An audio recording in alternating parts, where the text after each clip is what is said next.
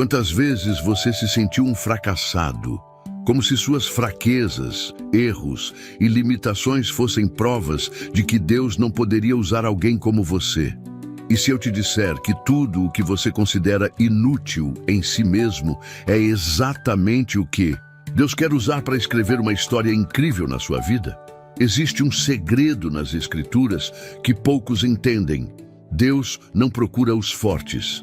Ele escolhe os frágeis para confundir os sábios. Suas inseguranças, seus traumas, aquela queda que ninguém sabe, tudo isso é matéria-prima divina.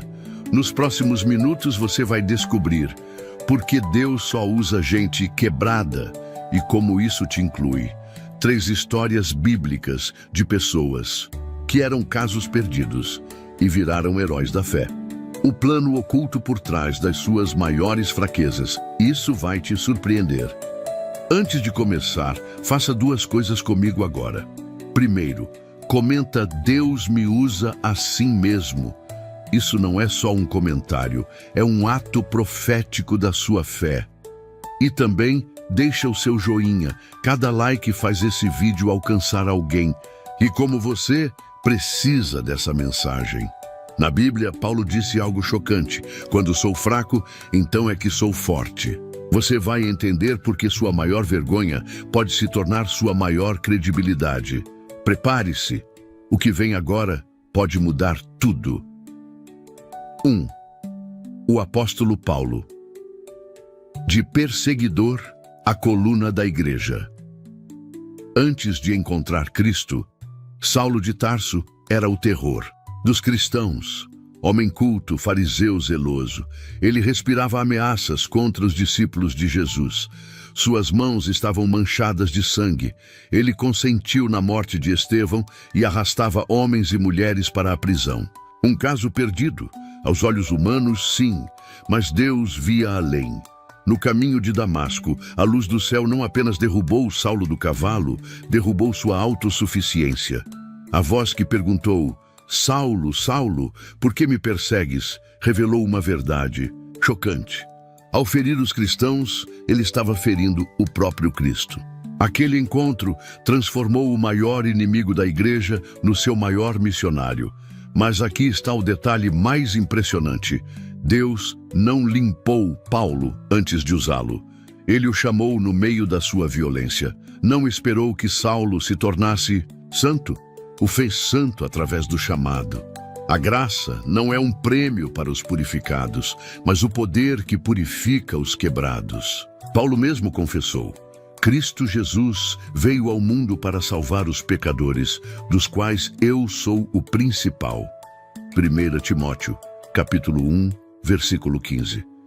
Ele não escondeu seu passado, usou-o como prova viva do poder transformador de Deus.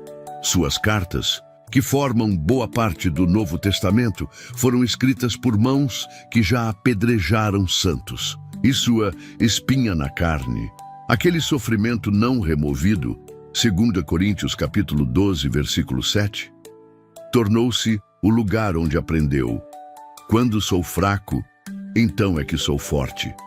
Suas limitações não o impediram, qualificaram-no para depender totalmente da graça. Você já se sentiu como Saulo, marcado por erros tão graves que parecem irreversíveis? A história de Paulo grita: nenhum passado é tão escuro que a luz de Cristo não possa transformar em testemunho.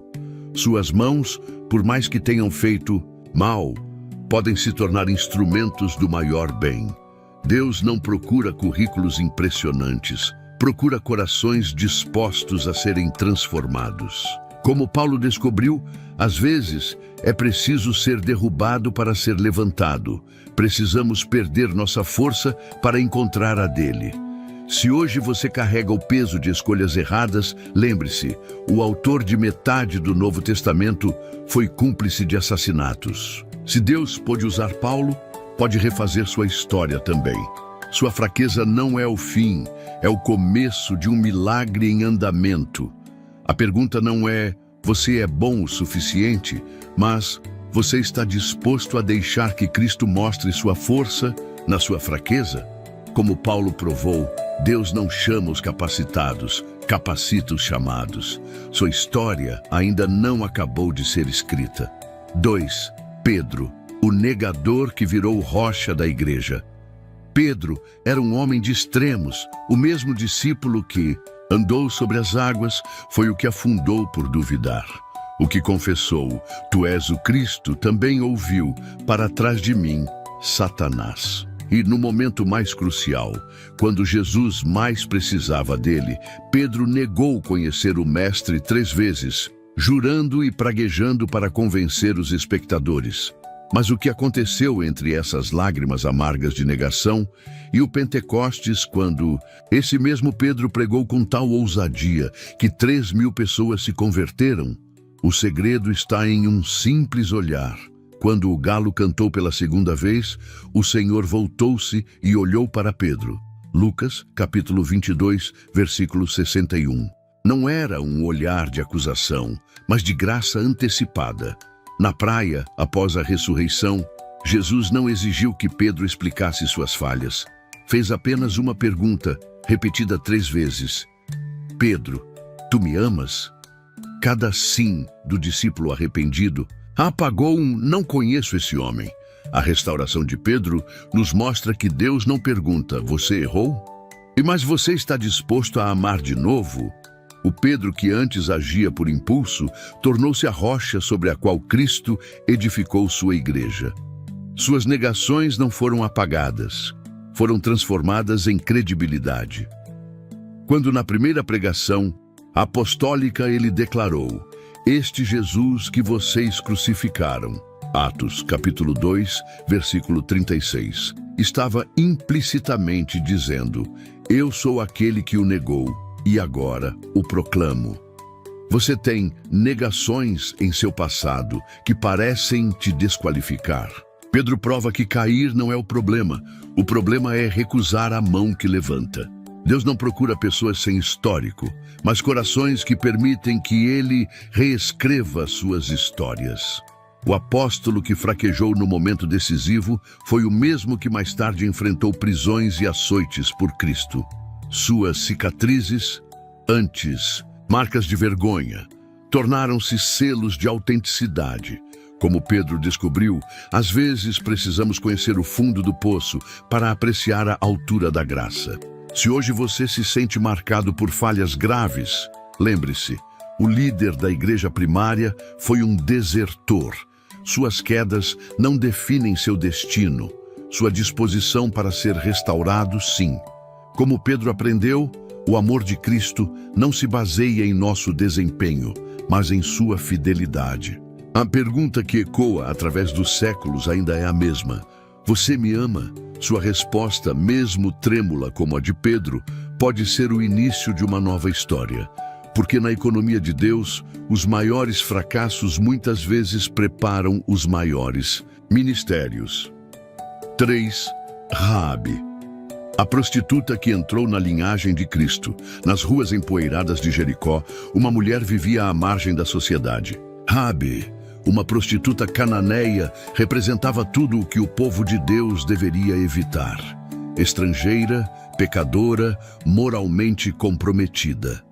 Mas quando 2 espiões israelitas chegaram à cidade, essa mulher que não conhecia a lei mosaica demonstrou uma fé que envergonharia muitos religiosos. Com coragem impressionante, Raabe escondeu os espias e declarou, sei que o Senhor lhes deu esta terra. Josué, capítulo 2, versículo 9. Seu ato de fé foi simples, porém radical. Amarrou um cordão vermelho em sua janela, transformando seu bordel no único lugar seguro em Jericó. Aquele fio escarlate não representava sua pureza, mas sua confiança no Deus de Israel. O milagre não foi apenas sua sobrevivência quando as muralhas caíram. Raabe, a ex-prostituta pagã, entrou para a genealogia de Davi e, mais incrível ainda, na linhagem direta de Jesus Cristo. Mateus, capítulo 1, versículo 5. Deus não apenas a perdoou, a colocou no centro da história da redenção. Quantos hoje se sentem marcados por um passado vergonhoso, Raabe prova que nenhum pecado é grande demais para a graça transformadora de Deus. Sua casa, antes lugar de pecado, tornou-se portal de salvação. Seu nome, antes sinônimo de vergonha, tornou-se símbolo de fé. Hebreus capítulo 11, versículo 31. A história de Raabe desafia. O que você está fazendo com o cordão vermelho da sua redenção? Deus não procura pessoas com histórias limpas, mas corações dispostos a arriscar tudo por Ele. Como Raabe descobriu, às vezes é exatamente no lugar do nosso maior fracasso que Deus planta as sementes do seu propósito. Se hoje você carrega o peso de escolhas erradas, lembre-se, entre os ancestrais do Salvador está uma prostituta redimida. Seu passado não é obstáculo, é oportunidade para Deus demonstrar seu poder. Como Raabe, você pode ser a prova viva de que a graça escreve finais surpreendentes. 4. Moisés, o fugitivo gago que libertou uma nação 40 anos no deserto. Essa era a bagagem de Moisés quando Deus o chamou na sarça ardente. Ele havia tentado ser o libertador de Israel por conta própria, matando um egípcio e fracassando miseravelmente. Agora, aos 80 anos, um pastor de ovelhas com um passado manchado e uma dificuldade na fala, ouve o chamado mais improvável. Vá, eu o envio ao faraó para tirar do Egito o meu povo. Êxodo capítulo 3, versículo 10. A reação de Moisés foi humana e compreensível. Quem sou eu para apresentar-me ao faraó? Êxodo 3, versículo 11. Ele alegou 5 objeções: sua insignificância, sua ignorância sobre Deus, sua falta de credibilidade, sua dificuldade na fala e, finalmente, seu desejo que Deus enviasse outro. Cada argumento revelava um homem profundamente consciente de suas limitações. Mas é exatamente aqui que brilha a beleza do chamado divino. Deus não respondeu às objeções de Moisés com elogios ou garantias humanas. Simplesmente declarou: eu estarei com você. Êxodo 3, versículo 12. O poder não estaria na eloquência de Moisés, mas na presença de Deus. Aquele que gaguejava se tornaria a voz de Deus para uma nação. O cajado que Moisés usava para conduzir ovelhas se tornou um instrumento de milagres impressionantes. As mesmas mãos que mataram um egípcio na força carnal agora dividiam o Mar Vermelho no poder divino. Sua fraqueza na fala tornou-se prova evidente que a mensagem vinha de Deus, não de sua oratória. Quantos hoje se sentem como Moisés? Acham que seu passado os desqualifica, que suas limitações físicas ou emocionais são obstáculos intransponíveis. A história de Moisés grita: Deus não chama os capacitados, Ele capacita os chamados. Suas fraquezas não são acidentes, mas oportunidades para a glória de Deus se manifestar. Se você está em um deserto de fracasso ou espera, lembre-se, os 40 anos de Moisés como pastor não foram tempo perdido. Deus estava preparando um líder paciente que conhecia o deserto que seu povo atravessaria. Sua experiência de fracasso tornou-se sua maior qualificação. A pergunta que ecoa através dos séculos não é quem é você, mas quem é Deus em você, como Moisés descobriu, quando nossa impotência encontra a onipotência divina, os impossíveis se tornam realidade. Seu chamado não depende do que você é, mas de quem ele é. 5. Davi, o esquecido que se tornou rei. Enquanto seus irmãos mais velhos eram apresentados ao profeta Samuel como candidatos reais, Davi estava esquecido nos campos de Belém, cuidando de ovelhas. 1 Samuel capítulo 16, versículo 11.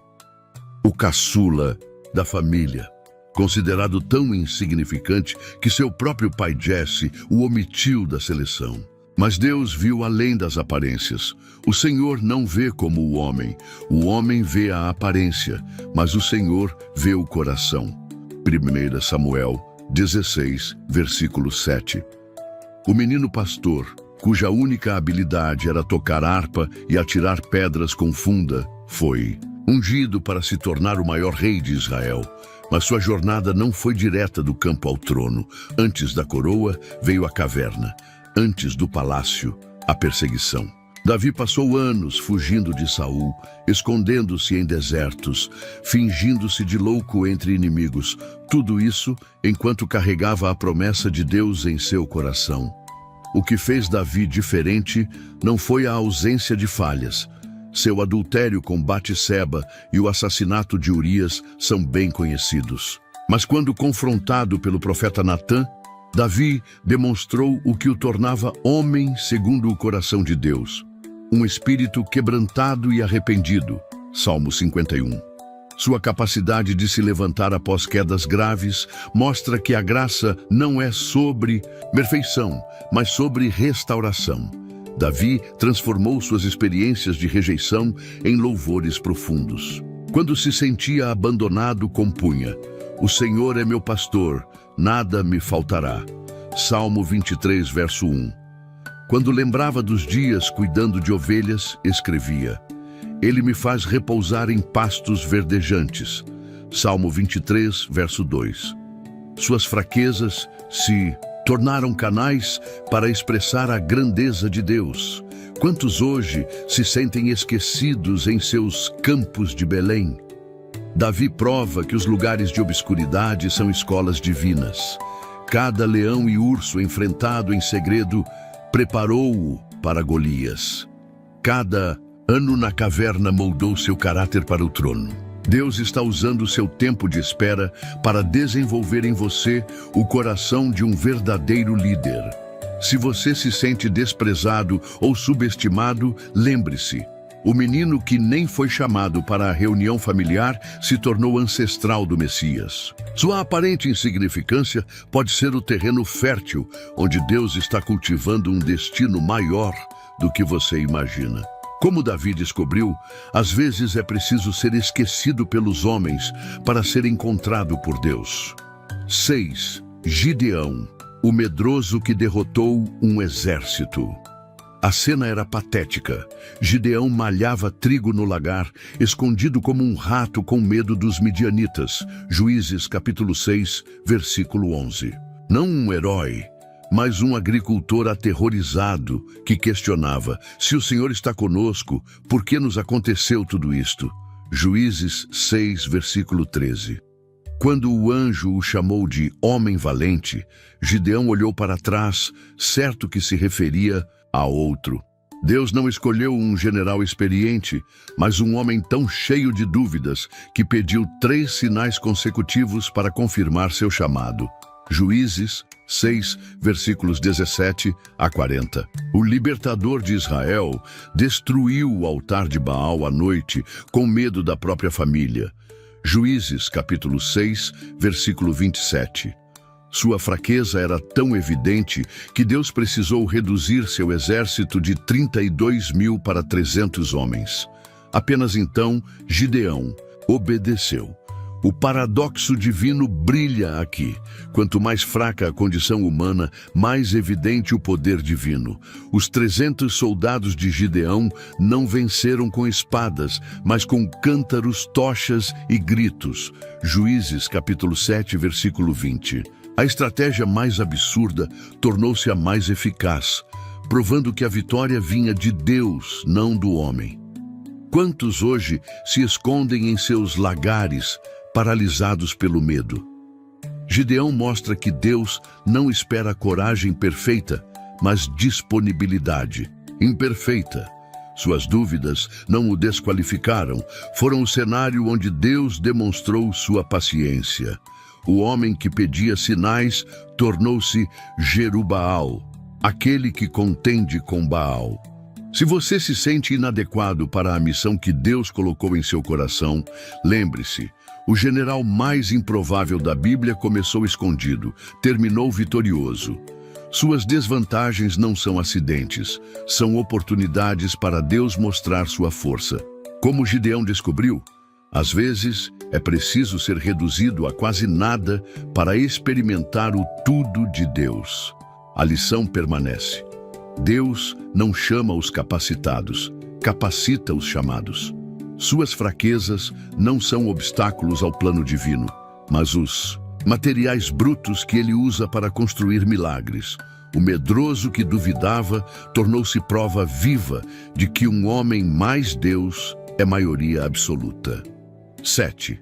A mulher samaritana, de rejeitada a evangelista. No poço de Sicar, ao sol do meio-dia, uma mulher se aproximou com passos hesitantes. João capítulo 4, versículos 6 e 7. A hora incomum revelava seu isolamento. Ela vinha quando ninguém mais vinha, evitando olhares de reprovação. 5 casamentos fracassados, um relacionamento irregular, uma vida marcada por rejeições. Mas Jesus, rompendo todas as barreiras culturais e religiosas, escolheu justamente ela para a revelação mais profunda. Eu sou o Messias. João 4, versículo 26. O diálogo começou com um pedido simples. Dê-me um pouco de água. João 4, versículo 7. Nessa aparente banalidade, Cristo quebrou preconceitos seculares. Um judeu pedindo ajuda a uma samaritana impura. Quando ela tentou desviar para discussões teológicas, Jesus gentilmente trouxe à tona sua realidade dolorosa. Vá, chame seu marido. João 4, versículo 16. Não para condená-la, mas para oferecer a água viva que saciaria sua sede de aceitação. A transformação foi instantânea. A mulher que escondia sua vergonha agora corria para a cidade anunciando: venham ver um homem que me disse tudo o que eu já fiz. João 4, versículo 29. Sua maior humilhação tornou-se sua maior credibilidade. Os samaritanos creram não apenas por seu testemunho, mas porque encontraram pessoalmente o Cristo que ela lhes apresentou. João, capítulo 4, versículos 39 a 42. Quantos hoje evitam comunidades de fé por se sentirem julgados em seus fracassos relacionais? A samaritana prova que Jesus não procura pessoas com histórias perfeitas, mas corações sedentos por verdade. Sua conversão não exigiu penitências preliminares, apenas aceitação da graça oferecida. Se você carrega o peso de relacionamentos fracassados ou decisões equivocadas, lembre-se, a primeira pessoa a quem Jesus se revelou claramente como Messias foi uma mulher de moral questionável. Suas cicatrizes emocionais, quando trazidas à luz de Cristo, podem se tornar seus maiores pontos de conexão com outros feridos. Como ela descobriu? Às vezes é no poço da nossa maior vergonha que encontramos o dom mais puro de Deus. A mulher samaritana deixou seu cântaro, símbolo de sua busca incessante por aceitação, porque encontrou em Cristo o que nenhum relacionamento humano poderia dar. Seu testemunho nos desafia. O que você está disposto a abandonar ao encontrar a água viva que jorra para a vida eterna? 8. Zaqueu, o traidor que se tornou exemplo de graça. No meio da multidão que cercava Jesus em Jericó, havia um homem que todos evitavam. Zaqueu, o chefe dos cobradores de impostos, não era apenas um funcionário do governo romano, era um traidor do seu próprio povo, enriquecendo às custas dos seus conterrâneos. Lucas, capítulo 19, versículo 1 e 2. Sua baixa estatura física era o menor dos seus defeitos aos olhos da sociedade. Mas algo extraordinário aconteceu quando Jesus parou sob a árvore onde Zaqueu se escondia e disse: Zaqueu, desça depressa, pois hoje devo ficar em sua casa. Lucas 19, versículo time. Essa simples declaração abalou Jericó mais que qualquer terremoto. O mestre mais famoso da Galileia escolheu justo a casa do pior pecador da cidade. A resposta de Zaqueu foi revolucionária. Senhor, eu dou a metade dos meus bens aos pobres, E se roubei alguém, devolverei 4 vezes mais. Lucas 19, versículo 8. Observe, Jesus não havia exigido nada. A graça genuína sempre produz frutos de arrependimento. Zaqueu não estava comprando sua salvação, estava respondendo ao amor incondicional que havia recebido. Este episódio destrói 2 mitos perigosos, que certos pecados são grandes demais para serem perdoados e que precisamos nos consertar antes de sermos aceitos por Deus. Jesus declarou: "Hoje houve salvação nesta casa." Lucas 19, versículo 9. Não depois que você provar que mudou, mas imediatamente. Quantos hoje se sentem como Zaqueu, marcados por seus erros, considerados casos perdidos pela sociedade? Sua história prova que ninguém está além do alcance da graça transformadora. Seu sicômoro, aquele lugar onde você se esconde para ver Jesus sem ser notado, pode ser justamente o local onde Cristo decidirá hospedar-se hoje. Zaqueu nos ensina que o verdadeiro arrependimento não é condição para encontrar Cristo, mas a consequência natural desse encontro. Sua generosidade não foi uma tentativa de ganhar o favor divino, mas a resposta alegre a um favor já recebido de graça. Quando você duvida que Deus possa usar sua vida, lembre-se, o homem que a Bíblia apresenta como modelo de conversão era um traidor do seu próprio povo. Seu passado não define seu destino mais do que a profissão de Zaqueu definiu o dele. Como ele descobriu, às vezes é justamente quando nos sentimos mais indignos que a graça nos alcança de maneiras mais surpreendentes. Hoje Jesus ainda procura os Zaqueus, não para condenar, mas para transformar.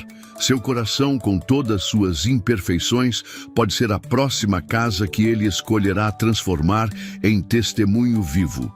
Como Zaqueu provou, nenhuma árvore é alta demais, nenhum pecado profundo demais, quando o Redentor decide visitar sua vida. 9. A viúva de Sarepta, quando o último pão vira provisão eterna. A cena era de partir o coração. Uma viúva pobre recolhia gravetos para preparar o que acreditava ser sua última refeição. 1 Reis, capítulo 17, versículos 10 a 12. A seca severa havia esgotado todos os seus recursos, e agora ela e seu filho estavam prestes a morrer de fome. Quando o profeta Elias pediu água e pão, sua resposta revelou o desespero. "Não tenho nada cozido, apenas um punhado de farinha e um pouco de azeite. Comermos e depois morreremos." 1 Reis 17, versículo 12. Mas Deus havia preparado um milagre exatamente naquele momento de total desesperança. Elias lhe fez um pedido que desafiava toda a lógica humana. "Primeiro faça um pequeno pão para mim." 1 Reis 17, versículo 13. A ordem parecia cruel. Pedir que uma mãe faminta desse seu último alimento a um estranho. Mas escondia uma profunda lei espiritual. Quando entregamos a Deus nosso pouco com fé, Ele multiplica o que resta de maneira sobrenatural. A viúva obedeceu contra toda razão e testemunhou o impossível. A farinha não se esgotou e o azeite não faltou, conforme a palavra do Senhor proferida por Elias. Esse 1 Reis 17, versículo 16. Mas o milagre não parou aí. Quando seu filho adoeceu e morreu, essa mesma mulher que experimentara a provisão diária enfrentou a prova final de fé. 1 Reis 17, versículos 17 e 18. Elias orou e Deus ressuscitou a criança, o primeiro milagre bíblico de ressurreição realizado para uma mulher estrangeira. Esta história desafia todas nossas expectativas. Deus escolheu uma viúva, a classe mais vulnerável, em território pagão, não em Israel, durante a pior seca, para provar que nenhuma situação é sem esperança para sua providência. Quantos hoje se veem como a viúva, com apenas um punhado de farinha restante em suas vidas? Talvez nas finanças, saúde, relacionamentos ou fé espiritual. A lição é clara. Quando oferecemos a Deus nosso pouco, por mais insignificante que pareça, Ele o transforma em abundância sobrenatural. A viúva de Sarepta ensina que fé não é ausência de medo, mas obediência apesar do medo. Ela não sabia como sobreviveria no dia seguinte, mas cada manhã encontrava farinha e azeite suficientes para aquele dia. Assim age Deus frequentemente. Não nos dá estoque para anos, mas graça diária para o próximo passo. Quando você acha que não tem recursos, talentos ou forças suficientes para o chamado de Deus, lembre-se, o Senhor é especialista em milagres com quase nada. Sua aparente falta não é obstáculo ao seu plano, mas a oportunidade perfeita para sua glória se manifestar. Como a viúva descobriu, às vezes precisamos arriscar nosso último pedaço de pão para experimentar a providência divina. Seu pote de azeite, aquela habilidade, recurso ou talento que parece insignificante, pode ser o instrumento que Deus quer usar para um milagre contínuo. Como a viúva de Sarepta provou, quando estamos dispostos a dar a Deus nosso último, Ele transforma nossa história em testemunho que nutrirá gerações. 12. Timóteo, o jovem frágil que fortaleceu a igreja. Timóteo era um jovem de saúde frágil. 1 Timóteo capítulo 5, versículo 23. Naturalmente tímido ao ponto de Paulo precisar exortá-lo. Deus não nos deu espírito de covardia. 13. Timóteo, capítulo 1, versículo 7. Filho de mãe judia e pai grego. Atos, capítulo 16, versículo 1. Carregava o conflito de uma identidade dividida entre duas culturas. Apesar disso, esse jovem aparentemente inadequado tornou-se um dos principais colaboradores de Paulo e destinatário de duas epístolas que entraram para o cânon bíblico. O que torna a história de Timóteo tão especial é como Deus transformou suas aparentes fraquezas em pontos fortes. Sua natureza sensível, que poderia ser vista como desvantagem no ministério, tornou-o especialmente apto para pastorear com empatia a igreja em Éfeso. Paulo o chamou de verdadeiro filho na fé. 1 Timóteo 1, versículo 2, reconhecendo nele não um líder carismático, mas um discípulo fiel e consistente. Deus não chamou Timóteo apesar de suas limitações, mas através delas. Sua vulnerabilidade o tornava dependente do Senhor, de modo que o poder manifestado fosse claramente divino e não humano. Quando Paulo escreveu, "Ninguém despreze a tua juventude", 1 Timóteo 4, versículo 12, estava destacando que justamente sua frescura e falta de cinismo eram qualidades preciosas para o ministério. Quantos jovens hoje se sentem desqualificados para servir a Deus por se considerarem inexperientes ou fracos demais? Timóteo prova que o Senhor não procura os capacitados, mas capacita os chamados. Suas inseguranças não eram obstáculos, eram espaços vazios que Deus preencheu com sua graça. A verdadeira força de Timóteo estava em sua autenticidade. Paulo testemunhou: "Não tenho ninguém que, como ele, tenha interesse sincero pelo vosso bem-estar." Filipenses, capítulo 2, versículo 20. Sua fidelidade nas pequenas coisas o tornou confiável para responsabilidades maiores. Enquanto outros buscavam glória pessoal, Timóteo aprendeu que o verdadeiro ministério nasce de um coração que não busca a si mesmo. Se você duvida de seu valor no reino, lembre-se, Deus escolheu um jovem inseguro e frequentemente doente para pastorear uma das igrejas mais importantes do primeiro século. Suas limitações podem ser o terreno fértil onde o Senhor está cultivando uma liderança autêntica e compassiva. Como Timóteo descobriu, às vezes é justamente a consciência de nossa fragilidade que nos torna instrumentos eficazes da graça divina. Hoje, sua juventude, seja de idade ou espiritual, não é limitação, mas oportunidade. Como Timóteo demonstrou, Deus não procura super-homens, mas corações dispostos a crescer no serviço. Seu caminho pode não ser espetacular, mas a fidelidade nas pequenas coisas escreve histórias eternas. O ministério que parece insignificante hoje pode estar preparando você para influenciar gerações futuras, assim como as cartas a Timóteo continuam guiando a igreja 2 milênios depois. Conclusão: quando a fraqueza se torna palco da glória divina. Você chegou até aqui, e isso não é coincidência.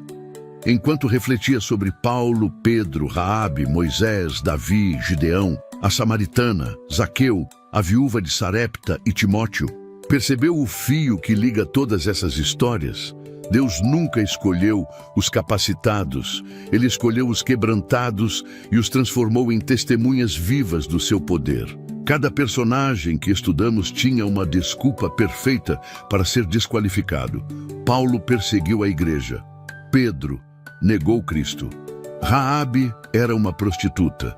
Moisés era gago e assassino. Davi cometeu adultério. Gideão era medroso. A samaritana teve 5 maridos. Zaqueu era traidor do seu povo. A viúva estava na miséria. Timóteo era jovem e doente. Mas em cada caso, Deus não viu obstáculos, viu oportunidades. Suas fraquezas não eram defeitos, mas os lugares perfeitos para a graça brilhar. Como Paulo declarou: quando sou fraco, então é que sou forte. 2 Coríntios capítulo 12, versículo 10. Agora é sua vez de responder. 1. Deixe nos comentários: minha fraqueza, sua glória. Esta não é apenas uma frase, mas uma declaração de que você está disposto a ser usado por Deus exatamente como está. 2. Compartilhe este vídeo com alguém que precisa ouvir que Deus usa os quebrados. 3. Se inscreva e ative o sininho para não perder os próximos estudos transformadores. Versículo final para meditar.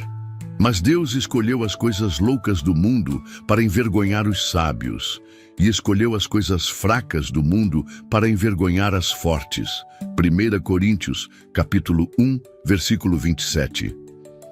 Desafio pessoal. Nos próximos dias, quando você se sentir inadequado, lembre-se, suas limitações são o convite de Deus para mostrar seu poder. Seu passado não define seu futuro na mão de Deus. O mesmo Espírito que capacitou esses heróis da fé vive em você. Agora, antes de encerrar, faça uma pausa. Fique em silêncio por 1 minuto e ouça a música de fundo. Deixe que esta verdade penetre seu coração. Deus não está procurando pessoas perfeitas. Ele está procurando corações disponíveis. Sua história, com todas suas páginas difíceis, está prestes a se tornar um testemunho impressionante da graça divina. Obrigado por acompanhar este estudo até o fim. Você faz parte de uma geração que entenderá: as maiores vitórias nascem das maiores vulnerabilidades quando colocadas nas mãos de Deus. Se este conteúdo falou ao seu coração, não deixe de compartilhar sua experiência nos comentários. Sua história pode ser exatamente o que alguém precisa ouvir hoje. Fique com Deus e até o próximo vídeo.